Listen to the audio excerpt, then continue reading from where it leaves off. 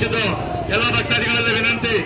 ಸ್ವಾಮಿ ಶರಣಂ block number 1ರ Ayyappa ಸ್ವಾಮಿ ಭಕ್ತಾದಿಗಳಲ್ಲಿ ವಿನಂತಿಸಿಕೊಳ್ತಾ ಇದ್ದು, ಸ್ವಾಮಿಯ ಬೃಹತ್ ಮೆರವಣಿಗೆ ದಿವ್ಯ ದರ್ಶನವನ್ನ ಒತ್ತು ತಂದಿರುತ್ತದೆ. ಹಾಗಾಗಿ ಈ ಒಂದು ದಿವ್ಯ ದರ್ಶನವನ್ನು ಪಡ್ಕೊಂಡು ಅಯ್ಯಪ್ಪ ಸ್ವಾಮಿಯ ಸೇವೆಯನ್ನು ಮಾಡಿ ಸ್ವಾಮಿಯ ಕೃಪಾಶೀರ್ವಾದವನ್ನು ಪಡ್ಕೋಬೇಕು.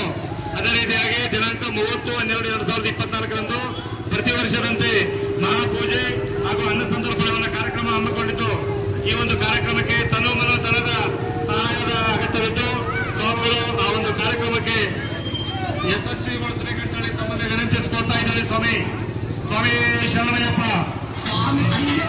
ಒಂದನೇ ಬ್ಲಾಕ್ನ